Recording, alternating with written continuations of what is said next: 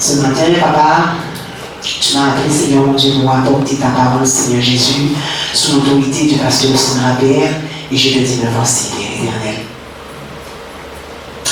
Mon Dieu, moi, éternel, mon Dieu de grâce, Seigneur, Papa. Je te dis toujours, éternel, mon Dieu, je ne sais quoi dire, éternel, Papa. Mais Seigneur, tu m'as dit, éternel, mon Dieu, lorsque je me tiendrai, Seigneur, mon Dieu, moi, devant ton autel, Papa, tu prendras ma bouche, éternel. Tu seras, Seigneur, mon Dieu, celui qui parlera, éternel, mon Dieu de grâce. Seigneur, que vraiment ce matin, cet esprit de Dieu, tu peux le contrôle de toutes choses, afin que rien de ce que je vais dire, de faire ce matin ne vienne de moi, mais qui vienne de toi, Saint-Esprit de Dieu, dans le nom puissant de Jésus. Père, je remets ce peuple, ô éternel, Dieu de grâce, devant ta face, Papa.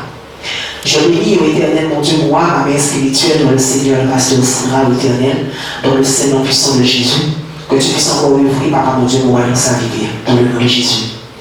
Ce peuple, Seigneur, mon Dieu, moi, que tu as appelé ce matin, ô éternel, mon Dieu, moi, Papa, à entendre ta voix, éternel. Dispose leur cœur, Papa. Comment, Seigneur, quel que soit ce que le diable a mis, quel que soit l'écoute, Seigneur, mon Dieu, ce que le diable a fait durant la nuit, ô éternel, même ce matin, Papa, pour qu'ils n'entendent pas, ô éternel, ce que toi tu as dit, Seigneur, que ces œuvres, ô éternel, mon Dieu, soient chassées dans l'église à le nom puissant de Jésus. Seigneur, que ce soit les pas de ça, ô éternel, mon Dieu, moi, du diable, ô éternel, mon Dieu, sous ton peuple ce matin, Seigneur, qu'il soit ôté au nom puissant de Jésus-Christ de Nazareth. Seigneur, que ce soit le serpent, ô éternel, mon Dieu, moi, Seigneur Jésus, qui volait dans l'air, Papa, mon Dieu, moi, pour empêcher, l'éternel, mon Dieu, que les enfants reçoivent ce matin, ô éternel. Je marche, ô éternel, mon Dieu, moi, sous la tête de ce serpent, dans le Saint-Nom puissant de Jésus, et je m'écrase au nom puissant de Jésus-Christ de Nazareth, dans le nom de Jésus. Père, je te demande, Seigneur, mon Dieu, de me bénir ce matin, ô éternel. Seigneur, fais couler une nuit fraîche, Seigneur, mon Dieu, moi, sous ma tête ce matin, Seigneur. Que moi, Seigneur, mon Dieu, moi, Papa, je sois, Seigneur, mon Dieu, dans une autre dimension, Père éternel, pour, Seigneur, proclamer ta parole. Seigneur, pour moi-même, je sois assis, Seigneur, mon Dieu, Papa, dans l'assemblée, pour écouter ce que tu as dit ce matin, ô éternel, dans le nom de Jésus. Père, je viens invoquer ton sang, ô éternel, mon Dieu, sous mon âme. Ton sang, Seigneur, mon Dieu, moi, sous mon esprit, ô éternel. Seigneur, que je sois entouré, Papa, mon Dieu, moi, du sang de l'agneau, Papa, mon Dieu, moi, contre toute flèche enflammée, Seigneur, que le diable va envoyer, Papa, mon Dieu, moi, pour empêcher, ô éternel, mon Dieu, Papa, que ma voix puisse sortir, Papa, pour parler à ton peuple, ô éternel, selon ta volonté, ô éternel, Dieu de grâce, dans le Saint-Nom puissant de Jésus de Nazareth. Merci, éternel. Alléluia. Alléluia. Alléluia. Alléluia. Alléluia. Alléluia. Merci Jésus. Merci Jésus. Bien-aimé de le Seigneur, ce matin éternel, m'envoie vers vous par le titre qui dit la consolation puis la joie. Alléluia. La consolation puis la joie. Souvent, on peut même remplacer le mot consolation par réconfort. Quand on regarde, bien-aimé de le Seigneur, dans notre cœur, qu'est-ce qui empêche que nous puissions expérimenter la consolation et la joie de Dieu? Qu'est-ce qui empêche ce matin que toi, même si tu vis des tribulations, même si tu vis des épreuves, que tu n'aies pas dans ton cœur la joie, que tu n'aies pas dans ton cœur la consolation?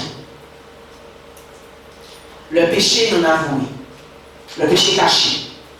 Ce péché que nous gardons dans nos cœurs, alléluia, en nous disant que ça passera. Ça passera parce qu'on se dit, comme personne ne connaît, amen, alléluia, personne ne sait ce qu'on a comme péché caché dans le cœur.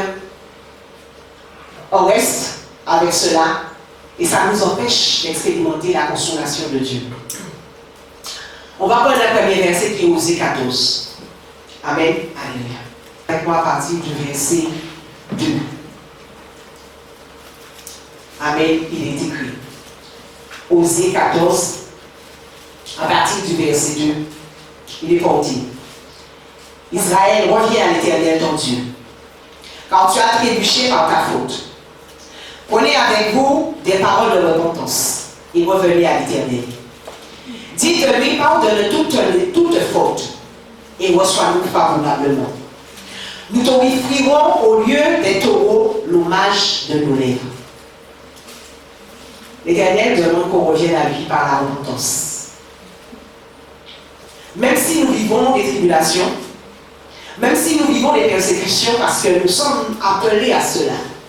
Et souvent les enfants de Dieu ne se rendent pas compte qu'ils sont appelés à ça. Ils restent dans une souffrance éternelle. Ils restent dans une persécution éternelle. Pourquoi? Parce que l'Éternel nous dit, nous avons péché. L'Éternel demande, on a trébuché par notre propre faute. Je dis souvent, on pense que c'est la faute de tel ou pas un tel qui fait que nous sommes dans les tribulations, nous sommes dans une souffrance. Mais la parole de Dieu nous dit que ça vient de nous-mêmes. De nous-mêmes que ces péchés viennent. Ces péchés qui nous tiennent en captivité et qui nous empêchent d'expérimenter la joie que Dieu nous offre. Nous lisons souvent Jérémie 29 qui dit que l'Éternel nous dit qu'il est venu, alléluia, nous emmener, alléluia, un plan de bonheur et non de malheur.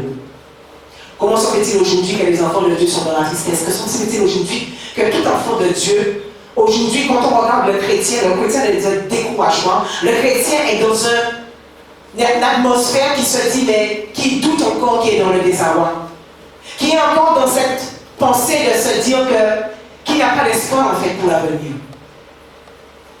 Quand on regarde à tout ce qui arrive dans le monde, quand on voit que, comme on disait tout à l'heure, notre vie spirituelle, le corona qui tue, beaucoup de choses qui se font, aujourd'hui le chrétien a pratiquement perdu espoir pour le lendemain, qu'il ne voit pas son avenir.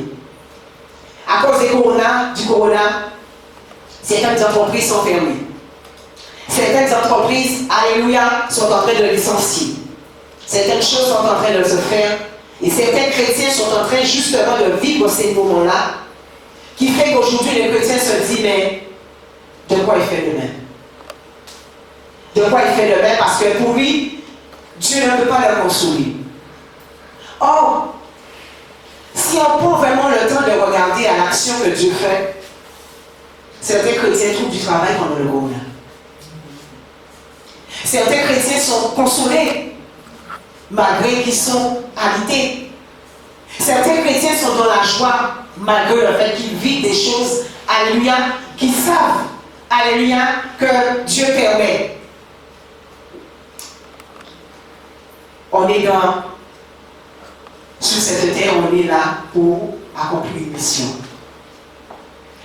Souvent, nous ne pouvons pas accomplir cette mission parce qu'on regarde à notre réputation. L'Éternel peut permettre que nous, chrétiens, nous trouvons dans des situations, dans des endroits, dans des lieux où on commence à se poser la question, mais que fait-on là? Nous sommes chrétiens, on n'a pas à se trouver dans ce lieu-là, on n'a pas à se trouver là. Certains chrétiens même se disent, je suis dans cette église-là, je vois que rien n'arrive pour moi. Le Seigneur ne peut pas permettre que je sois dans cette église et que rien n'arrive pour moi. Alléluia. On se pose beaucoup de questions. Mais, quand on prend le temps de lire la parole de Dieu, Jésus-Christ a subi le crachat. Jésus-Christ a subi le reniement. Le chrétien doit subir la même chose. Pour que le chrétien puisse vivre la vie de Christ, il doit subir ces choses pour être consolé. Mais souvent, nous vivons ces choses, mais nous ne sommes pas consolés. Pourquoi ne recevons-nous pas la consolation? Parce qu'il y a un péché, quelque chose qu'on n'a pas confessé. Et tant qu'on n'a pas confessé cette chose, alléluia, ça nous empêche d'entrer dans cette dimension de joie, dans cette dimension de consolation de l'Éternel. Parce que même si, quand on est libre dans son cœur, comme le disait tout à l'heure notre mère, quand on est libre dans son cœur, même en vivant toutes ces choses, quand on rencontre le Seigneur, quand on rencontre le Seigneur et qu'on vit des choses bien-aimées de le Seigneur, on reçoit cette consolation. On peut manifester la joie, avoir une joie qui vient de Dieu. Je ne parle pas de la joie du monde, parce qu'il y a la joie du monde aussi. Certaines personnes pensent que la joie du monde, c'est la joie de Dieu. Non. Il y a une joie intérieure que l'on ressent, alléluia, qui, même si tu n'as pas d'argent dans ton portefeuille, même si tu n'as pas à manger, comme disait le pasteur, dans le réfrigérateur, mais tu as cette joie qui est là. Tu ne sais pas d'où ça vient, tu ne sais pas pourquoi, tu ne peux pas le déterminer. Quand on prend vraiment l'histoire de Jésus. Moi, quand je préparais ce message de la consolation puis la joie, je me suis rappelé de ma venue ici. Le Seigneur m'a emmené vraiment à là où le pasteur Sandra, ma mère spirituelle dans le Seigneur, est venue me récupérer, ma soeur et moi. Elle s'est même, elle dit, qu'est-ce qu'elle faisait dans cet endroit? Qu'est-ce qu'elle allait chercher dans ce lieu où il y avait, je dirais, l'idolâtrie?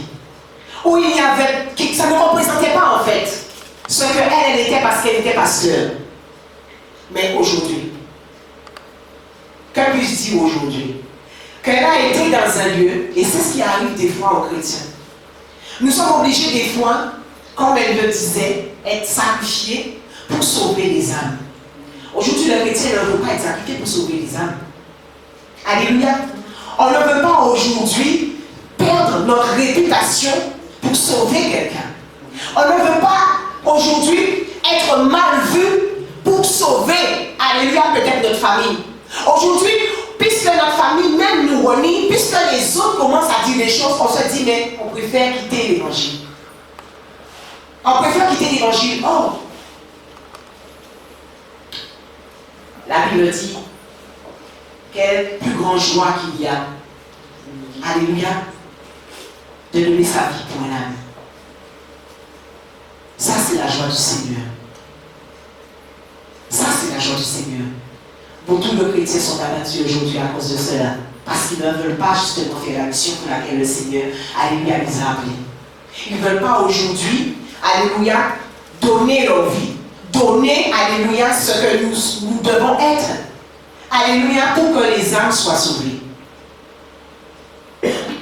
On ne veut pas perdre notre réputation aujourd'hui, parce qu'on veut avoir la gloire, on ne veut pas avoir le crachat, on ne veut pas avoir les coups de fouet. Alléluia. Mais le Seigneur a dit quoi à Paul? Le Seigneur a dit à Paul que je vais lui montrer combien il doit souffrir pour mon nom. Toi, chrétien, tu es amené à souffrir pour le nom de Christ. Tout le monde veut, comment dire, dans la louange, dire je suis le Seigneur, je suis le Seigneur. Alléluia. Mais quand il arrive la tribulation, on commence à prier. Quand arrive, alléluia, on commence à gueuler. Parce qu'on se dit, mais ce n'est pas à moi de vivre ça parce que Jésus l'a déjà vécu pour moi.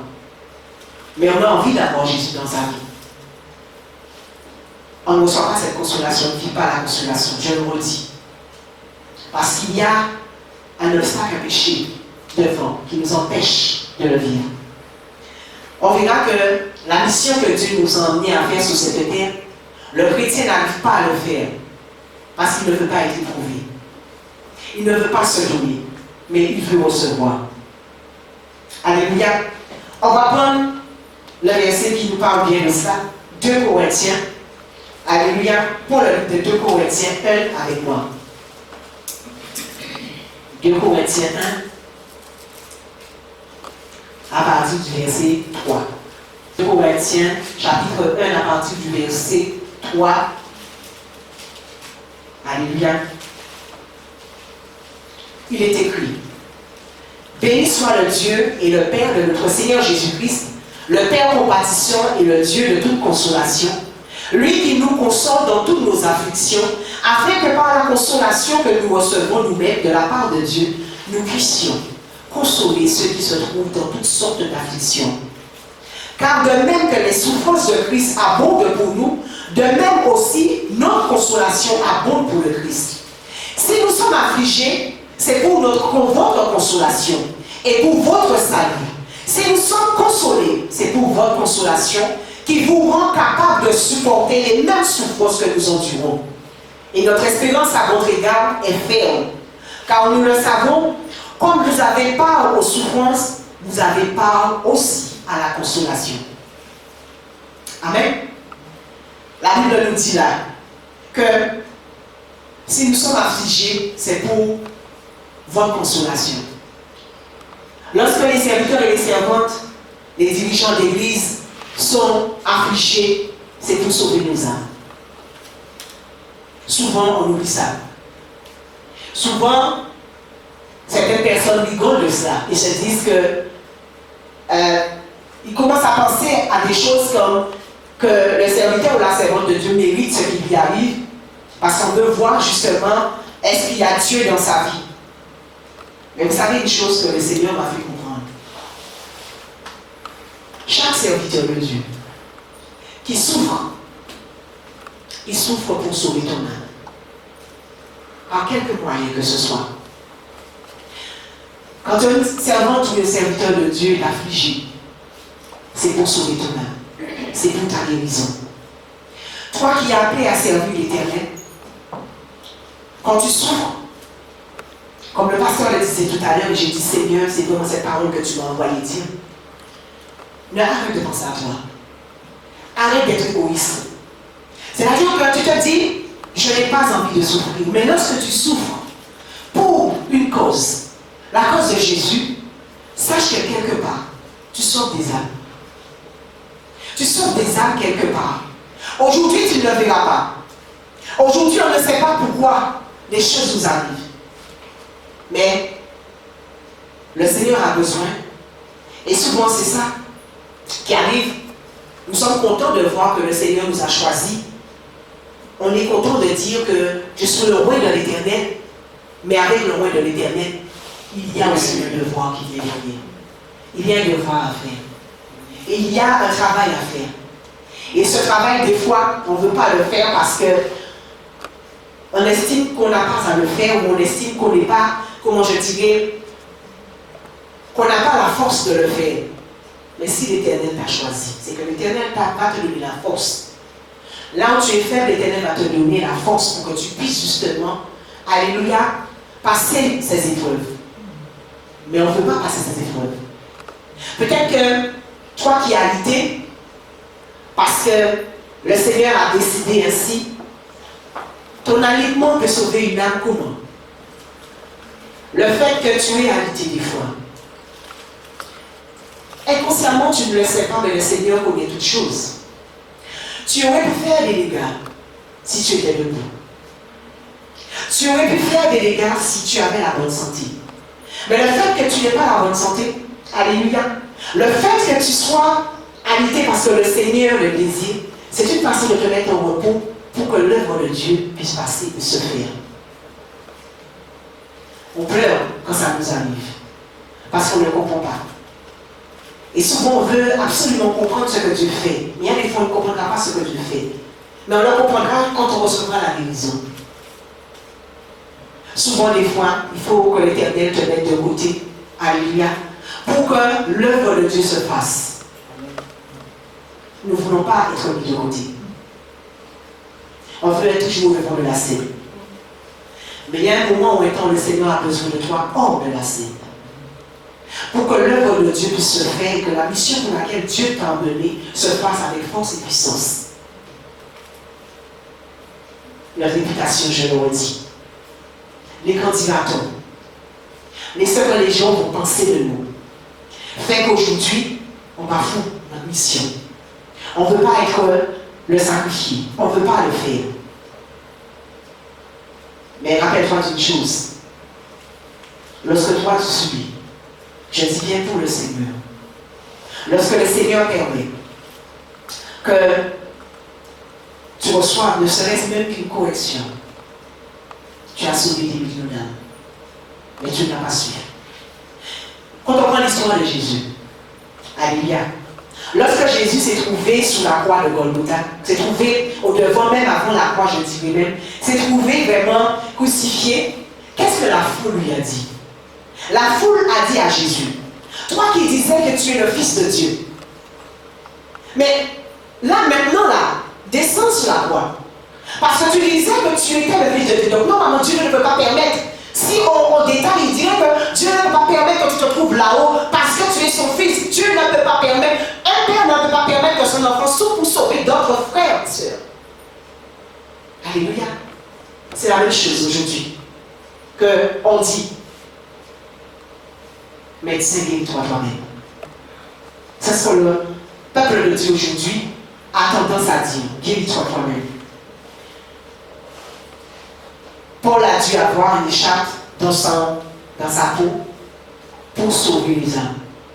Si Paul n'était pas passé par les coups, Paul n'était pas passé par les tribulations pour montrer que, et il le dit, il dit que on va prendre acte 9. Alléluia. Acte 9.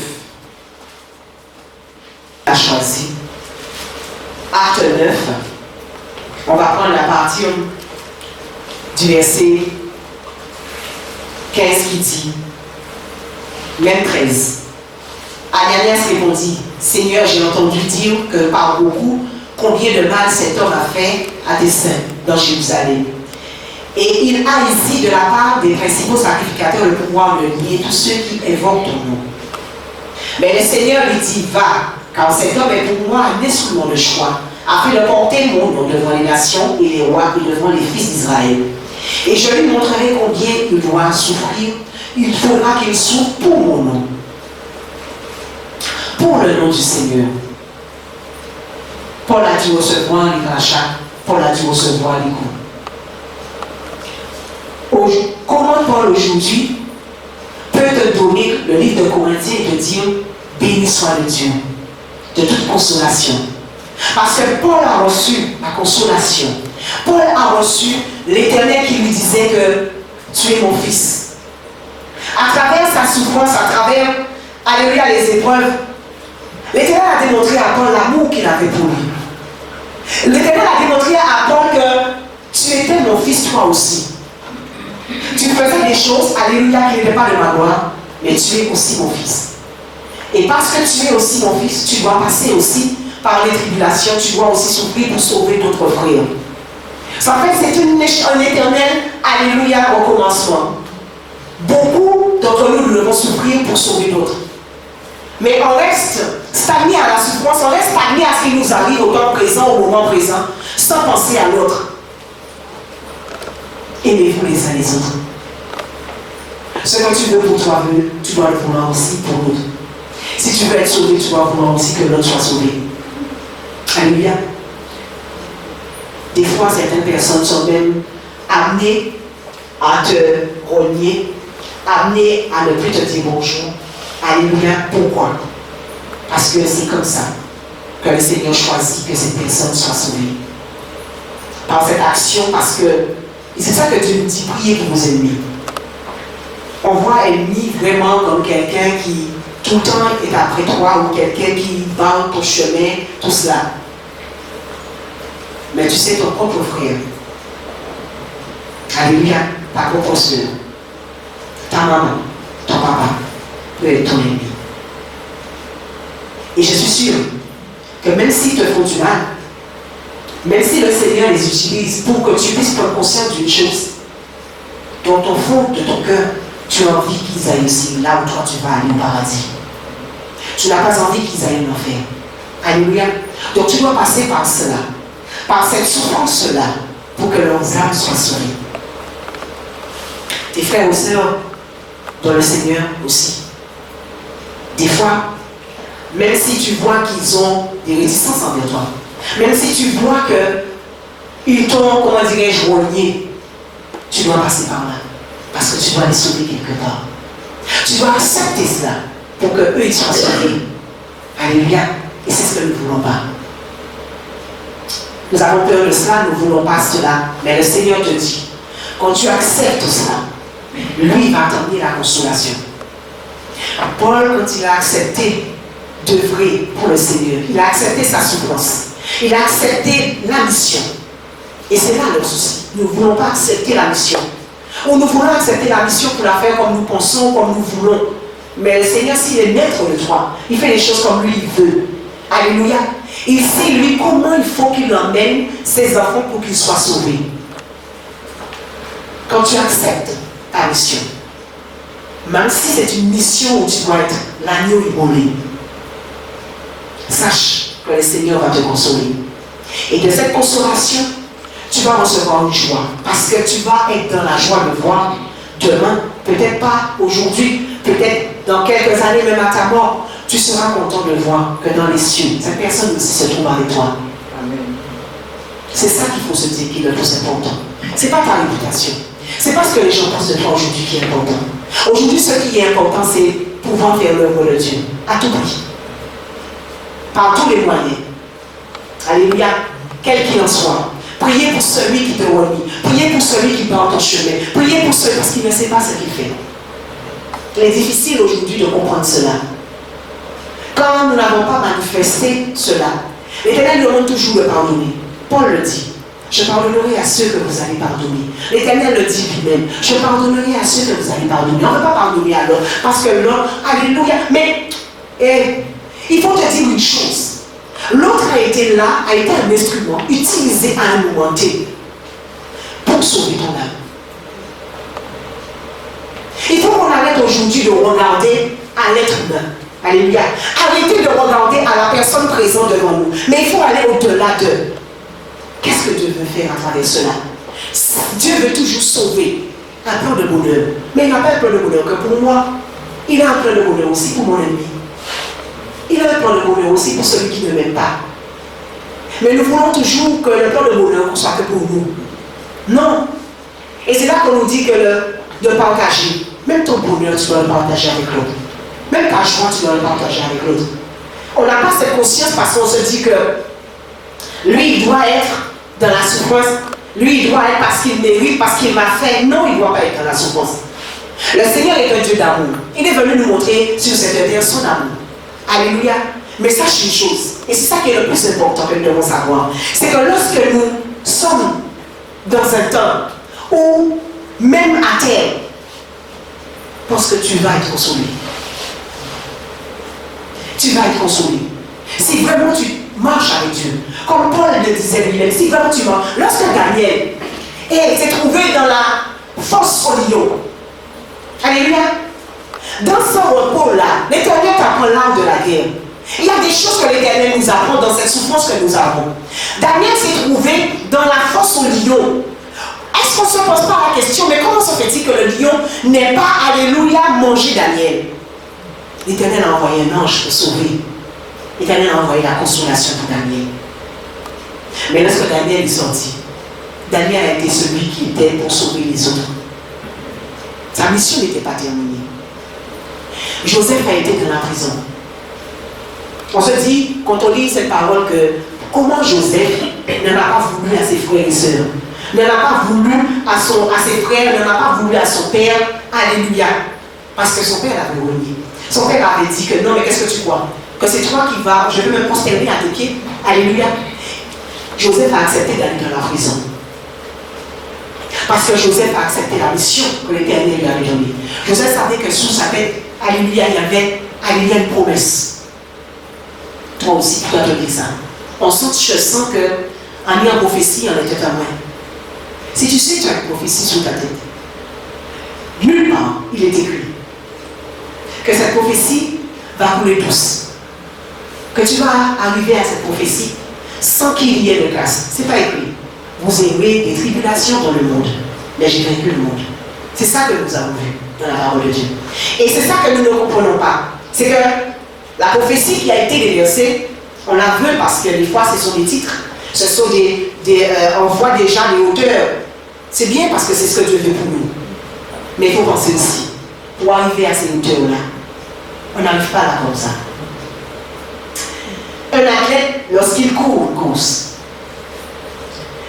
s'il ne fait pas l'effort pour être le premier, s'il ne se bat pas pour arriver le premier, alléluia, est-ce qu'il aura la coupe?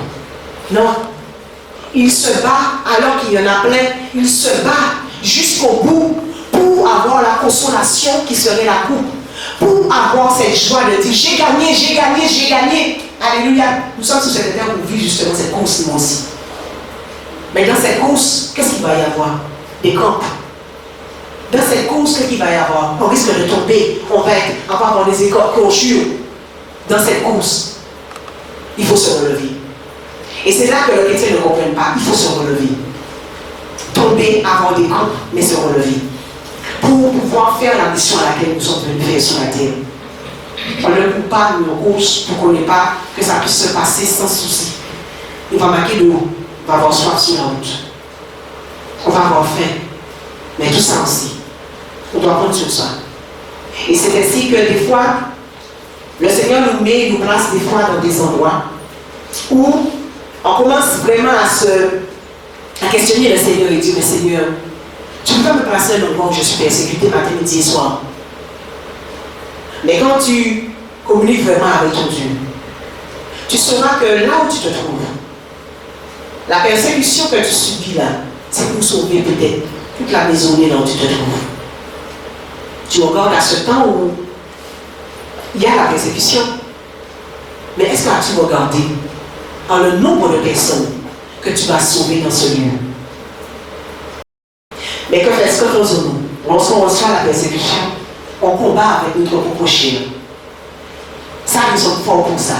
On combat avec les mots, on combat avec les poings, on combat de tous les sens. Mais lorsqu'on rencontre le Seigneur, il te fait comprendre que ce combat n'est pas ton combat. Ce combat n'est pas ton combat. La persécution, laisse venir, laisse-la venir. Au contraire, ne parle pas, ne dis rien. Et tu verras que le Seigneur t'emmène une consolation qui fera que tu peux encore retourner dans ce lieu parce que tu es persécuté, mais tu retournes encore avec la joie de retourner parce que tu sais que tu as une mission à accomplir dans ce lieu-là. Et si nous disons que nous voulons travailler pour le Seigneur, il faut accepter la mission quelle qu'elle soit. Quelle qu'elle soit. S'il faut que tu rentres dans une prison pour sauver ne serait-ce que le geôlier, accepte d'entrer dans la prison pour sauver le geôlier. S'il faut que tes enfants te renient pour que leurs âmes soient sauvées, accepte le reniement d'un instant. Dis-toi toujours d'un instant pour que tes enfants soient sauvés. S'il faut que tu subisses les injures de ton mari, souviens-toi d'une chose, c'est pour un instant. Un instant. Et c'est un instant que on a l'impression que ça dure longtemps. On a l'impression que ça dure vraiment longtemps. Et c'est ainsi que nous ne voulons pas œuvrer pour Dieu. Mais ça ne dure qu'un instant. Le Seigneur nous dit que de demeurer, alléluia, en lui. Si on demeure dans le Seigneur, il va te donner la consolation et la joie pour continuer à vivre pour lui. Alléluia. On va prendre, amen. Satan emmène la tristesse. Aujourd'hui, les chrétiens sont tristes.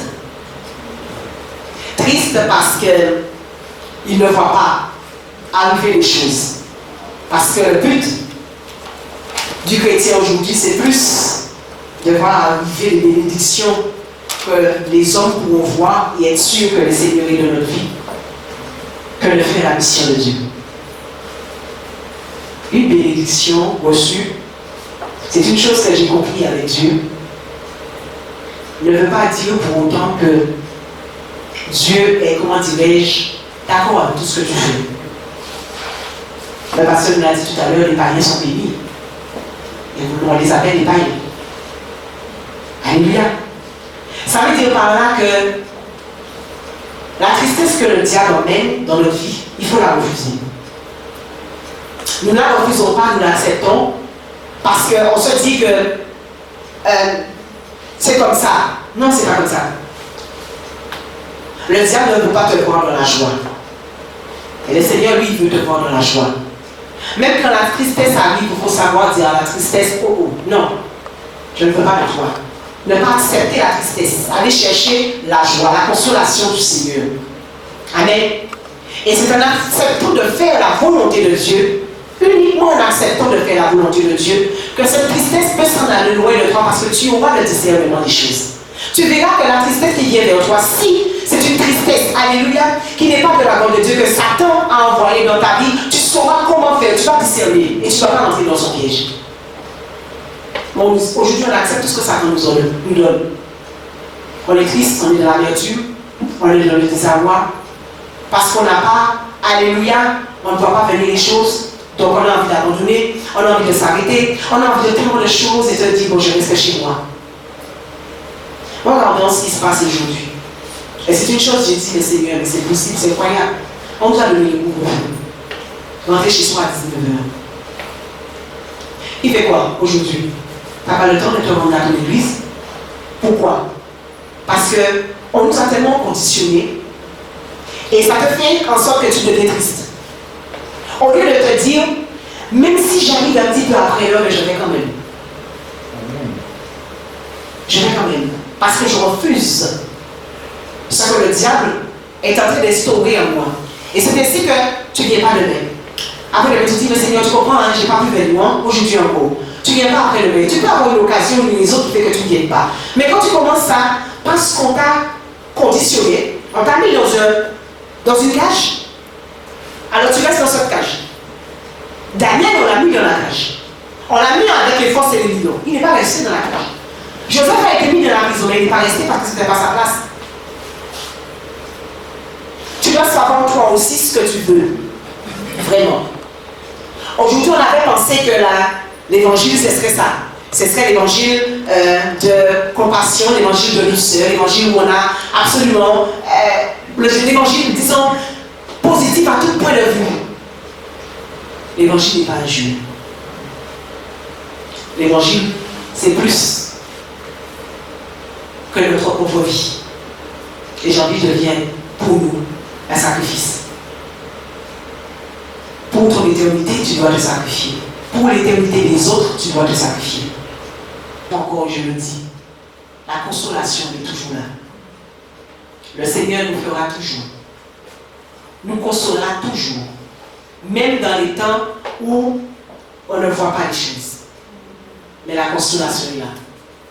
La consolation du Seigneur est toujours là, dans ton cœur. La joie, elle est présente. On va aller dans le livre de Jean 15. Jean 15, à partir du verset 9, il est écrit. Comme le Père m'a aimé, moi aussi je vous ai aimé. Demeurez dans mon amour. Si vous gardez mes commandements, vous demeurez dans mon amour. Comme j'ai gardé les commandements de mon Père et que je demeure dans son amour.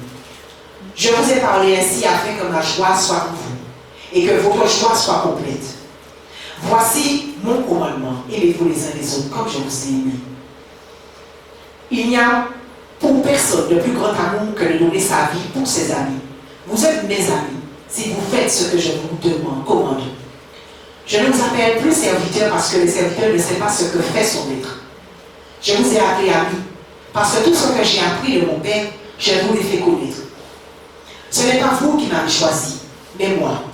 Je vous ai choisi et je vous ai établi afin que vous alliez, que vous portiez du fruit et que votre fruit demeure. Pour que tout ce que vous demanderez au Père en mon nom, il vous le donne. Ce que je vous commande, c'est de vous aimer les uns les autres. Au verset 16, n'est-ce pas une consolation quand l'Éternel nous dit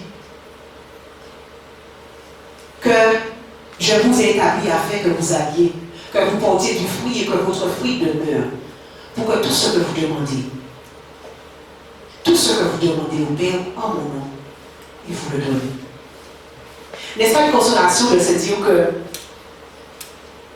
dans ma souffrance, dans mon humiliation, quand je vais me mettre à genoux, si je l'accepte, cette mission-là, quand je me mets à genoux, que je demande quelque chose au Seigneur, la parole de Dieu me dit qu'il va me le donner.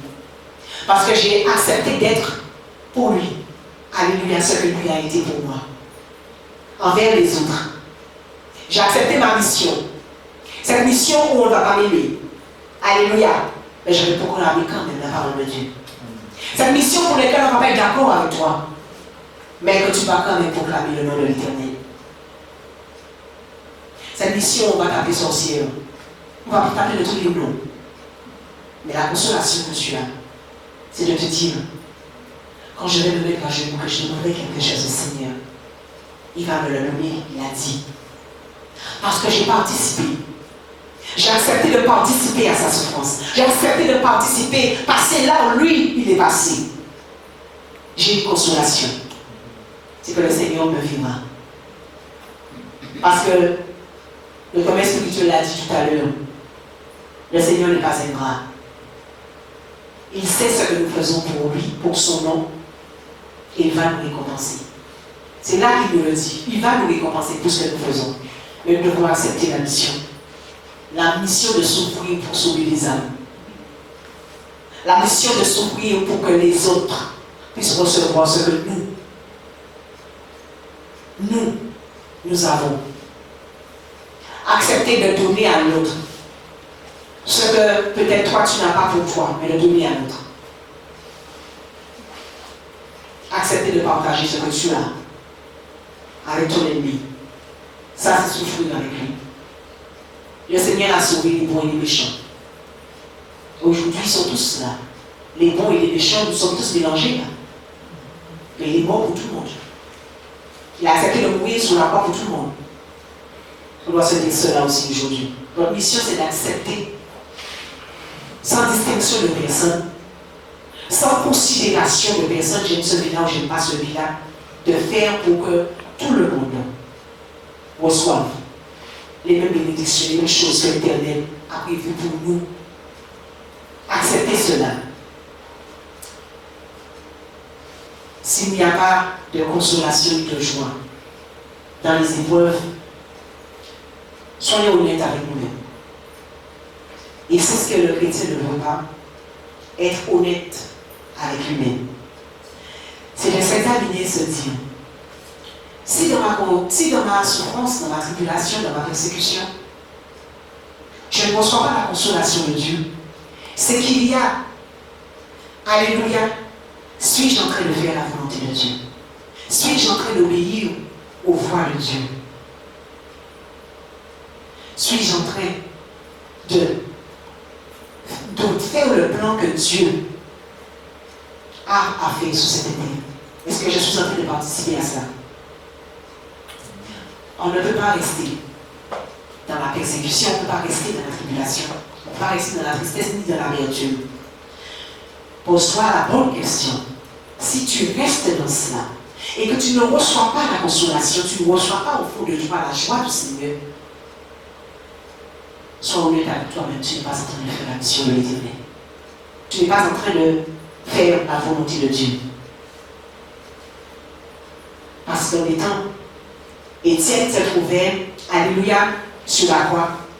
La Bible nous dit, lorsqu'Étienne a regardé dans les cieux, il a vu les cieux ouverts. Et pourtant, il était dans sa souffrance, il était dans sa tribulation, il était dans sa souffrance, mais il a vu les cieux ouverts. Et c'est parce qu'il a vu les cieux ouverts qu'il a reçu sa consolation. Il a reçu la joie de mourir, d'accepter d'être lapidé là maintenant pour le temps présent. Alléluia. Pour que, aujourd'hui, toi et moi, nous parlons d'Étienne. Tu ne veux pas qu'on te dise que ton péché est là, arrête-le. Mais c'est pour sauver ton âme. Tu ne peux pas être corrigé aujourd'hui, mais sache que c'est pour sauver ton âme. Tu ne peux pas te sacrifier aujourd'hui pour sauver l'autre. Sache que c'est pour sauver ton âme et l'âme, guérir aussi l'autre. Quand on accepte cette mission, une chose que je remarque avec le Seigneur, la guérison arrive très vite. Notre propre guérison, je dis bien, arrive parce qu'on a accepté la mission. Et si la guérison arrive, tu es en mesure de donner, alléluia, la délivrance à l'autre. Parce que si tu es dans la tribulation, malgré le fait que tu es dans la tribulation, tu reçois une consolation, tu es en mesure de donner la force à une autre personne qui vit les choses, alléluia, qui vit la persécution, qui vit les tribulations. Parce que tu sais que, au fond de toi, tu sers en fait de témoignage. Mais si, tu sers de témoignage pour l'autre. L'autre voit que malgré le fait que tu es persécuté, quand on regarde notre vie spirituelle, parce qu'on s'en va, on voit qu'elle est persécutée de toutes bords. Mais comme la Bible dit, elle tient debout. Elle tient debout. Et elle arrive aujourd'hui à venir vers toi pour te consoler malgré le fait qu'elle subit ses propres épreuves. Amen, alléluia. Pourquoi? Sa mission, sauver les âmes. Nous sommes choisis par l'Éternel. La parole nous le dit. Ce n'est pas nous qui avons choisi. Dieu, c'est lui qui nous a choisis. Lui qui nous a choisis pour souffrir pour les autres. Acceptons aujourd'hui de faire cette mission. Acceptons aujourd'hui d'être mal vus pour que les autres âmes. On se rend pas compte inconsciemment que le fait de traîner dans cela, la mission de l'Éternel ne peut pas continuer de se faire. Parce que tant que tu restes abattu, tant que tu restes dans ton, comment dirais-je, dans ta situation, tant que tu ne t'appuies pas sur le Seigneur pour te relever, tu ne peux pas sauver quelqu'un d'autre. Une autre personne peut-être est en train de mourir à cause de toi. Parce que tu as voulu un titre. Tu as voulu une position, mais tu n'as pas voulu souffrir pour sauver l'autre. Et lorsque tu vois que ta position, ton titre commence à être entaché, on commence à mal te voir parce que tu portes peut-être comment dirais-je, le titre d'évangéliste, tu portes le titre de diacre, tu portes le titre de pasteur, alléluia, tu portes le titre de prophète. Tu commences à te dire que ça ne vaut pas la peine, mais ça en vaut la peine. Pas pour aujourd'hui, peut-être demain. Ça en vaut la peine. Quand tu sais qu'à travers toi, à travers ce que tu vis, il y en a d'autres qui vont entrer dans le royaume. Et ton humiliation devant tous les autres permettra que demain, ce que toi tu faisais devant les autres, on saura qu'à travers toi, c'est des choses à ne pas faire. Accepter ta correction pour que demain, qu'une autre personne ne fasse pas ce que toi tu faisais pour qu'il ne puisse pas mourir. Parce que pourquoi? Toi, le Seigneur t'a donné la force pour pouvoir te relever. Mais qui t'a dit que le Seigneur a donné à l'autre cette force-là? Si le Seigneur t'a choisi toi pour recevoir cette correction, c'est qu'en toi, l'Éternel a mis quelque chose qui va permettre que l'autre qui est en face, qui voit que tu te relèves, il y a une possibilité de se relever. On se compare beaucoup, alléluia, dans le monde, dans la chrétienté, partout, on se compare aux autres. En se disant toujours moi, toujours moi. Le commerce spirituel nous le dit souvent, sois content que ce soit toujours toi. Parce que tu regardes à ta souffrance là, et tu ne regardes pas que j'ai sauvé quelques-uns. Et c'est ça que tu dois regarder. C'est ça que tu dois discerner. Recevoir cela. Pouvoir te dire, même si je n'ai pas, comment dirais-je, parce que souvent c'est ce qu'on veut, souvent on veut manifester l'onction, la puissance, là je ne sais pas, la gloire pour que les autres puissent le voir. Mais des fois, il y a des onctions que alléluia, qui se manifestent dans le silence. Il y a des forces de l'énergie qui se manifestent dans le silence. Dans ta correction, là où tu as accepté d'être corrigé pour que l'autre soit sauvé, Dieu t'a donné l'onction pour que l'autre soit sauvé. Tu n'as pas besoin de faire grand-chose d'effort. Mais simplement le fait d'avoir accepté. Jésus-Christ a accepté d'aller sur la croix de Golgotha pour que chacun d'entre nous, nous soyons là. Prenons-nous le temps de méditer à cela. On se dit parce que lui, il était fort, le Seigneur nous a démontré une chose. Il est venu sur la terre en tant qu'être humain. Amen. Il a reçu la grâce. Alléluia. Il a été fortifié et il a reçu la grâce. Ça veut dire que pour toi aussi, le Seigneur peut te donner la force et la grâce pour que tu puisses sauver notre personne. Quand tu ne reçois pas la consolation, pose-toi une bonne question. Si tu es encore dans ces abattements, quand tu es encore dans cette tristesse satanique, pose-toi une bonne question. Ai-je accepté la mission? Quand tu es encore dans les pleurs, pose-toi la question. Suis-je en train de faire la mission que l'Éternel m'a envoyée sur terre? Ai-je accepté de mourir pour mon frère et pour ma soeur? Ai-je accepté de mourir pour ma famille? Est-ce que je l'ai accepté? Ça, c'est la question qu'on doit se poser. Et ne pas voir que l'évangile, c'est l'eau de rose de venir et dire j'ai l'onction, j'ai la puissance. À force de vouloir tout ça, le diable nous sait très bien. Il va nous le donner parce qu'il sait que c'est ce qui compte pour nous. Mais quand ce n'est pas ce qui compte, on reçoit plus que l'action, on reçoit plus encore pour le Seigneur. Quand on regarde à Élisée, Élisée a demandé de recevoir une double part de ce que Élie, de l'onction d'Élie. Pourquoi? Parce qu'Élisée a vu ce que Élie faisait, marchait derrière Élie. Il a vu toutes les situations, toutes les chemins dans lesquels Élie est passé. Mais quand il a demandé l'onction, c'était pour faire l'œuvre de Dieu. Il a demandé une double part, non pas pour faire ses affaires, mais pour faire exactement comme Élie avait fait, et en plus que Élie avait fait, pour sauver les âmes. Pour sauver les âmes. Vouloir l'onction, vouloir la puissance, c'est pour sauver les âmes. Ce n'est pas pour nous, c'est pour sauver d'autres âmes. Et lorsqu'on veut cela, même dans la tribulation, je le redis, le Seigneur envoie un ange pour te consoler. Le Seigneur envoie ce dont tu as besoin dans ta vie, malgré ce que tu vis. Il va t'envoyer la bénédiction de la toute mesure. La Bible dit, fais de l'Éternel tes délices et te donnera ce que ton cœur désire. Faire de l'Éternel tes délices et faire pour l'Éternel tout ce que lui te commande de faire. Et ce n'est pas chose évidente, ce n'est pas chose facile à faire. Tout ce que lui veut et non pas ce que nous voulons. Mais dans tout ce que lui veut, il a déjà aussi prévu la consolation, le réconfort, pour que nous puissions continuer encore et encore. Amen. Alléluia. Vraiment, toute la gloire te revient à toi et toi seul, papa. Dans le Seigneur puissant de Jésus-Christ de Nazareth.